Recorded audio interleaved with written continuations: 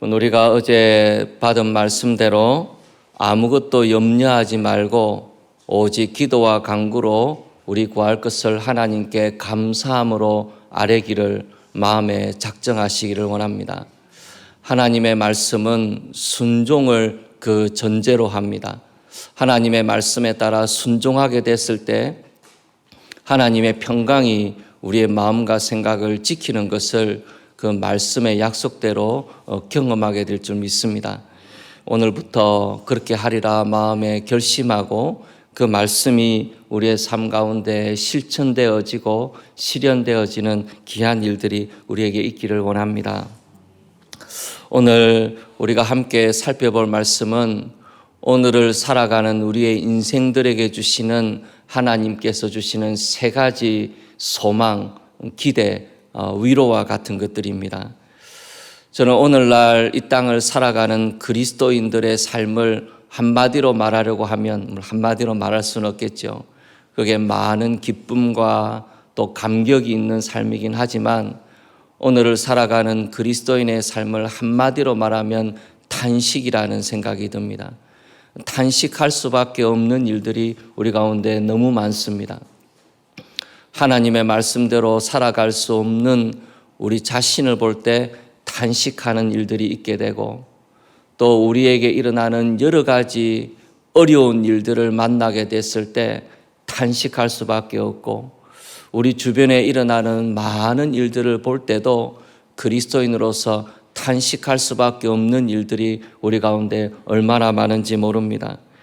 로마서 8장 23절에 이렇게 되어 있는데 그뿐 아니라 또한 우리 곧 성령의 처음 익은 열매를 받은 우리까지도 구원받은 우리까지도 속으로 탄식하여 양자될 것 곧 우리 몸의 속량을 기다리느니라 그랬는데 우리의 구원받은 자들이 이 땅을 살아갈 때 속으로 탄식한다 그랬습니다. 이 탄식하며 살아갈 수밖에 없는 연약한 우리의 인생의 길인데 이런 인생의 길을 걸어가는 우리에게 하나님께서 주시는 소망이 있다는 것입니다. 오늘 아침에는 그 세 가지 기대와 소망에 대해서 함께 나눠보기를 원합니다. 제일 첫 번째로 우리에게 주시는 위로, 소망은 성령께서 주시는 위로야 소망입니다. 로마서 8장 26절을 한번 보시겠습니까?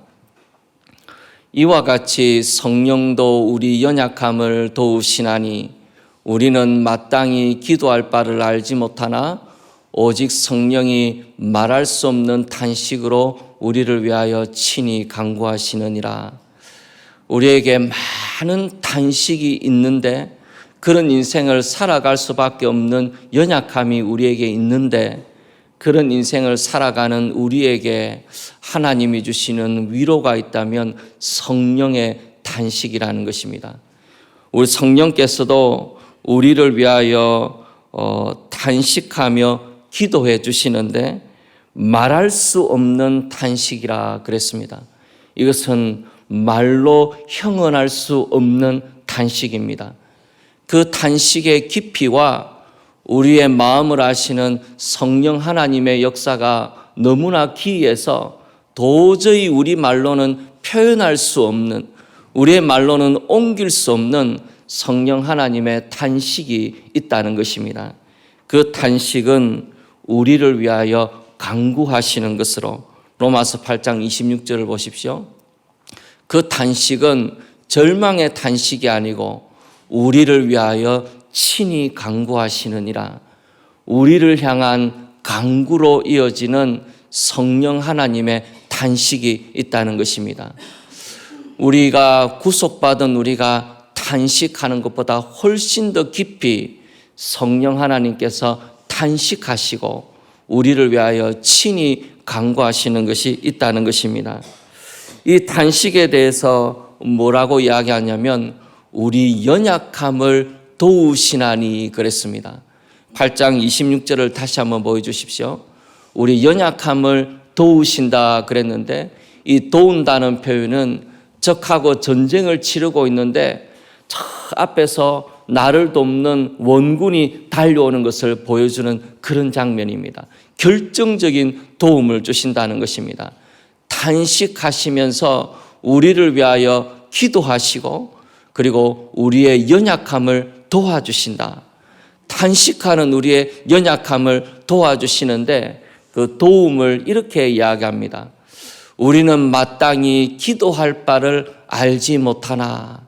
우리가 갖고 있는 이 답답함이 무엇이냐면은 하나님 앞에 무엇을 기도해야 될지 모른다는 것입니다.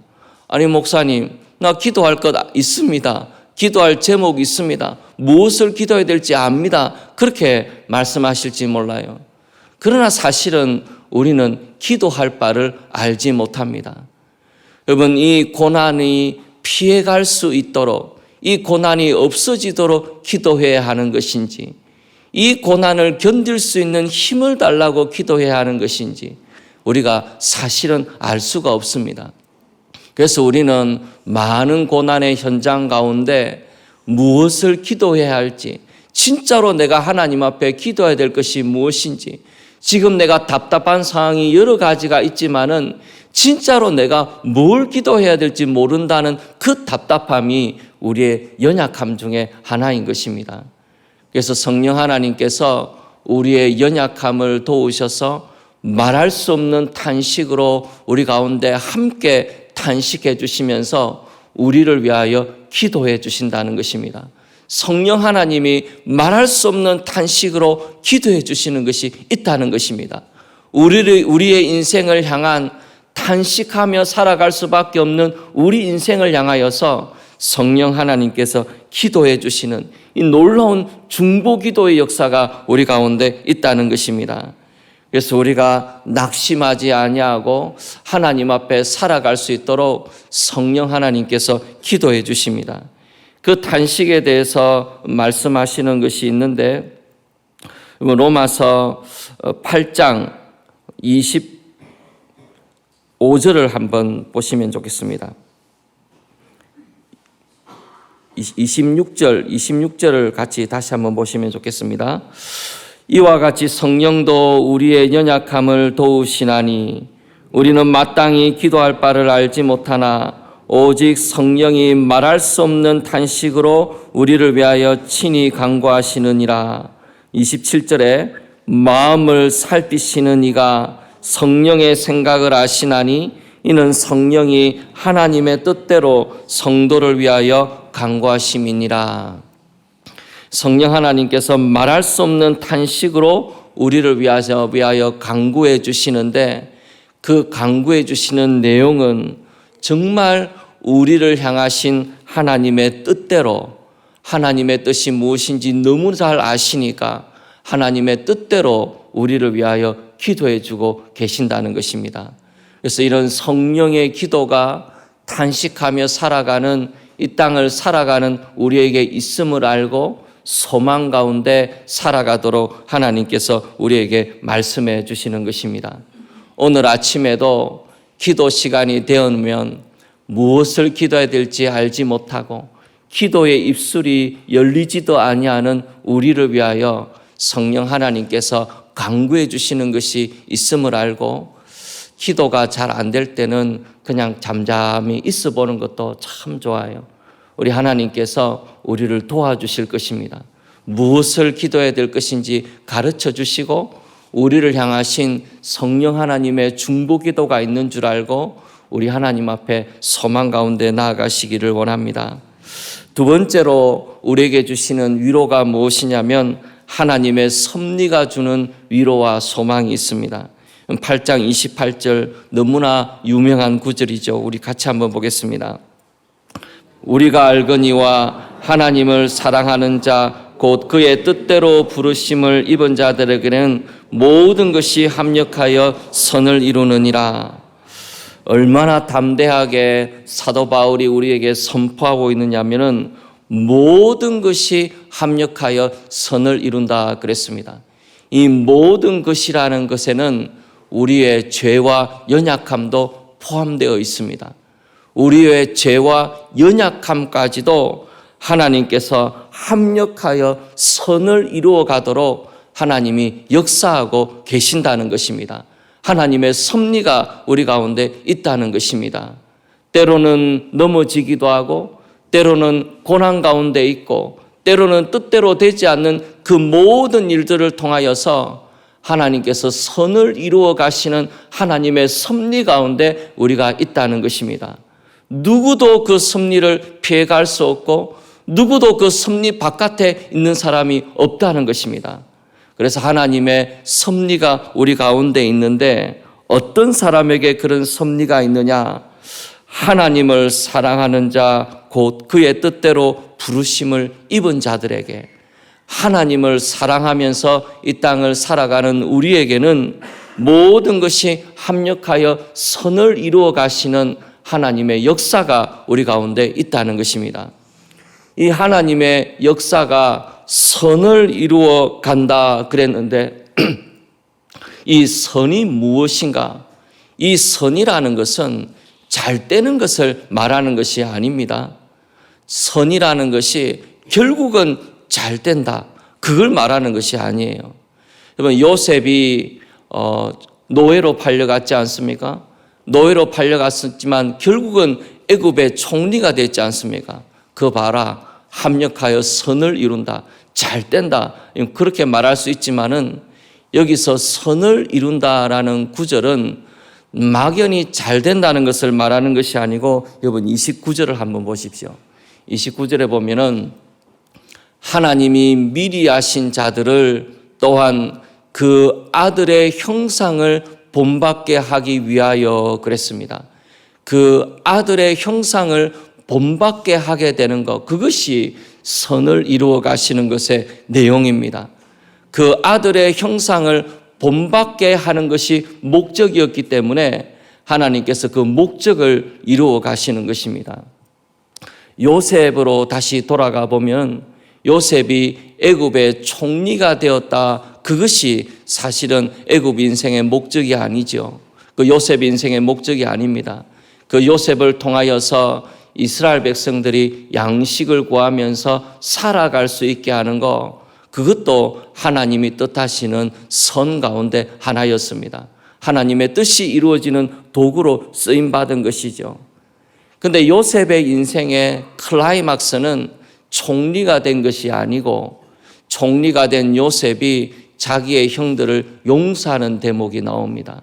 정말 통곡이 터져 나오는 용서가 이 요셉에게 있었는데 그것이 요셉의 인생의 클라이막스죠. 그 요셉의 인생의 클라이막스를 보게 됐을 때 그 아들의 형상을 본받게 한다는 말이 무슨 말인지 이해가 됩니다. 그 높은 자리에 올라가는 것이 다가 아니었다는 것입니다. 그래서 우리로 하여금 그 아들의 형상을 본받게 되는 역사가 있게 하는 것, 그 하나님의 섭리가 우리 가운데 있다는 것입니다. 그리고 바울 같은 경우에는 사단의 사자, 육신의 가시가 그 몸에 있었지 않습니까? 그것으로 인하여서 고난을 겪었지만은 사도 바울은 그 일로 인하여서 겸비하게 되어지고 하나님의 은혜가 머무는 삶을 살아갈 수가 있었습니다. 그 아들의 형상을 본받는 삶을 살아가는 그 성도의 대열에 사도 바울도 들어가게 된 것이죠. 우리의 인생 가운데는 실패도 있고 고난도 있고 두려워할 만큼 참 힘든 일도 우리 가운데 있고 때로는 죄 가운데 빠질 때도 우리에게 있지만은 그 모든 것을 다 사용하여서 하나님의 아들의 형상이 이루어지게 하시는 놀라운 섭리와 능력이 우리의 삶 가운데 있다는 것입니다. 우리가 그 하나님의 주권 아래에 있다는 것입니다. 짧은 눈으로 보면 실패할 때도 있고 성공을 거둘 때도 있지만은 우리의 인생을 향한 하나님의 섭리가 우리에게 있다는 것이 우리에게 얼마나 큰 위로가 되는지 몰라요. 하나님께서 그런 은혜로 우리를 붙잡으시고 그 아들의 형상을 본받게 하게 되는 이 놀라운 일을 통하여서 하나님께서 역사하고 이루어 가시는 일이 있는 것입니다. 그리고 이 아들의 형상을 본받는 것이 중요한 것이 그 다음에 그 이유가 나옵니다.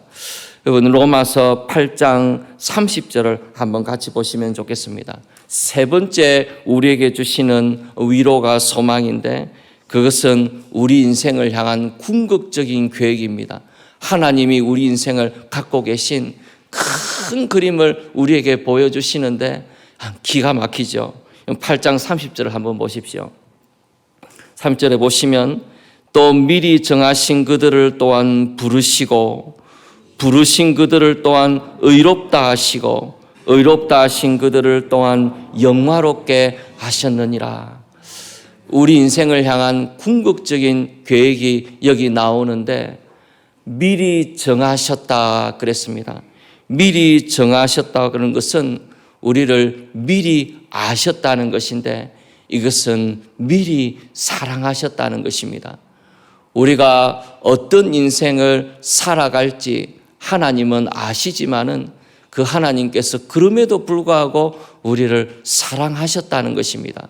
안다는 것이 막연하게 지식적으로 아는 것이 아니죠.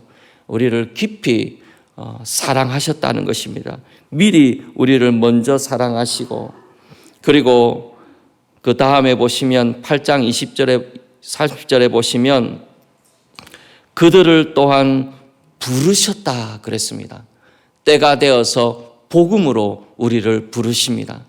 우리에게 복음이 들려지게 하시고 그 복음이 믿어지도록 성령께서 역사하심으로 말미암아 하나님의 때가 되어서 우리를 부르시는 것이죠.